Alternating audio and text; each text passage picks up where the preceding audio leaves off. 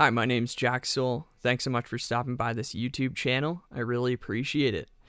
Today's video is going to be all about the Mythos Hephaestus. This is an awesome fuzz pedal, and it really took me from a fuzz admirer to a fuzz user, and I think that that's maybe a little bit of a unique take these days, because there's a lot of people saying, I didn't like fuzz, and then all of a sudden, I was brought into the light by some pedal.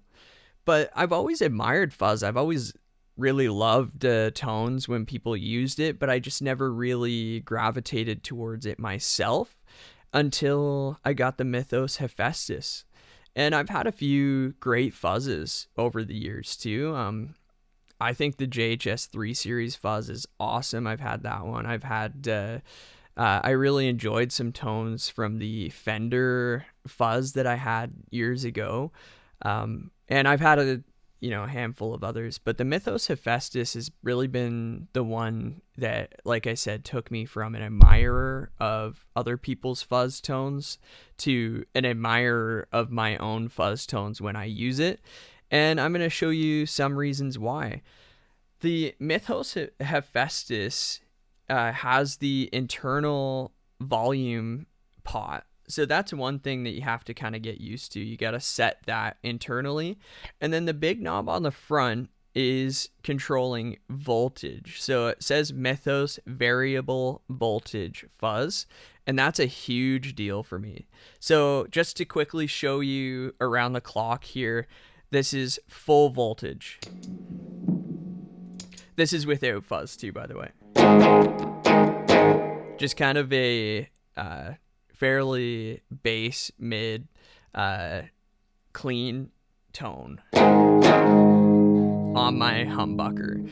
So what the Mythos turns that into is this, and I have the room fairly all the way up actually on the Iridium, because I really like what the room effect gives with the fuzz.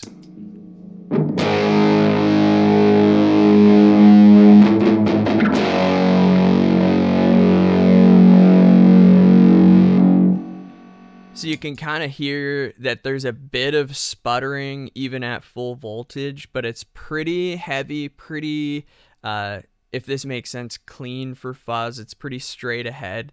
Like it's distortion, but like into fuzz territory. But when I put it right around here, and I'll actually do it while it's on,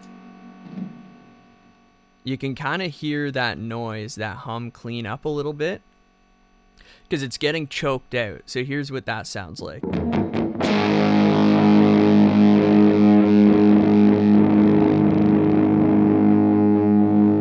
So you can hear the trail of the power cord there get choked out a little bit, and it's struggling, which is causing these amazing harmonic variable, a huge variety of harmonic sounds.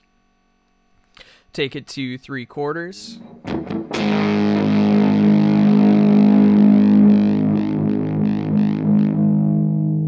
Just struggling even more, and then full blast, which is the lowest voltage.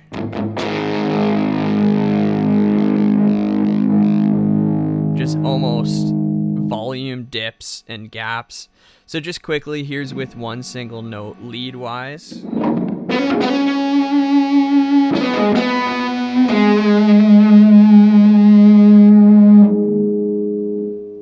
Taking it to 3/4.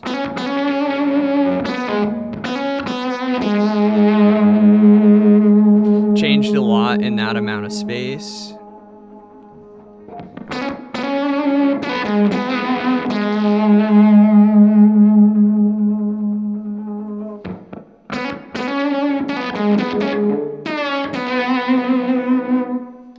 So I've been editing the Mythos Hephaestus Fuzz video, and I wanted to take a second away from editing to show you the Stomp Mini by CODA.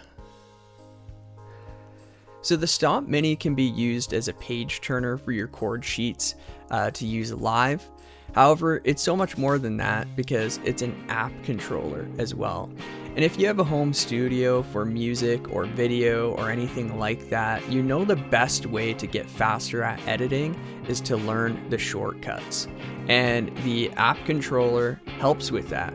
So recently I've actually been using it to edit video and a few other things, but when I'm editing video, the CODA can take me back to the last thing that I cut. So maybe I want to cut the other audio and video at the exact same spot as the last cut, and the CODA will take me back exactly to that place, because sometimes when I try and place it with the mouse manually and then I zoom in, I realize I wasn't as close or right on, and I can use this to put me right to where I need to be. Also, one of my favorite ways to practice guitar is to learn solos from some of my favorite songs. And the CODA I can put right at my feet and rewind the video as I'm working through the solo.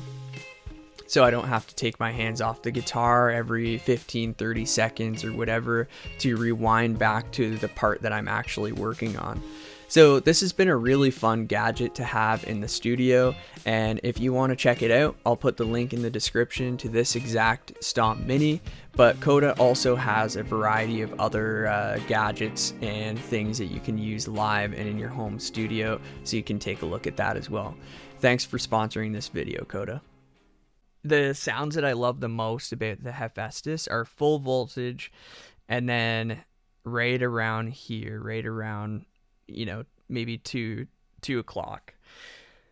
The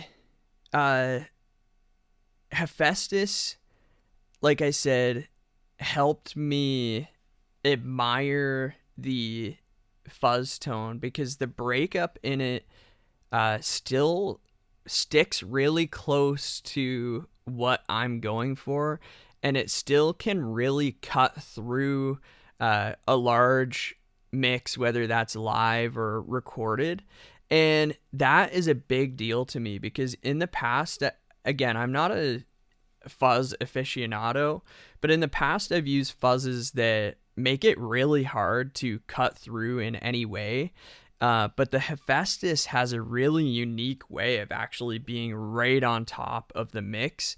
And I'll just play even without a backing track or anything. This is a solo from one of my band Jetson's latest songs. It's going to be coming out soon, but this is how it sounds like, and this is the same settings I used for it.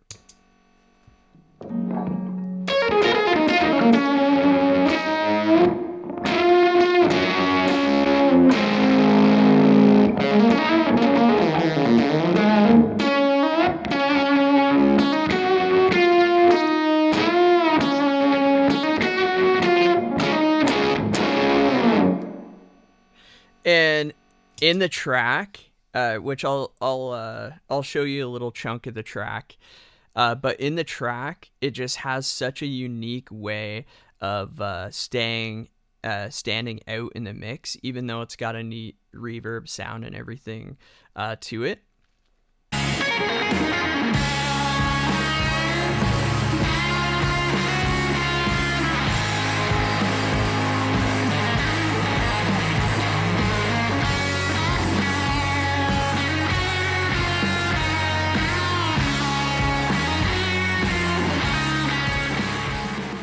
Again, with its simplicity, it allows you to just kind of enjoy the process of fuzz rather than get too into the weeds of tweaking, which was perfect for me to really enjoy getting into fuzz in a whole new way.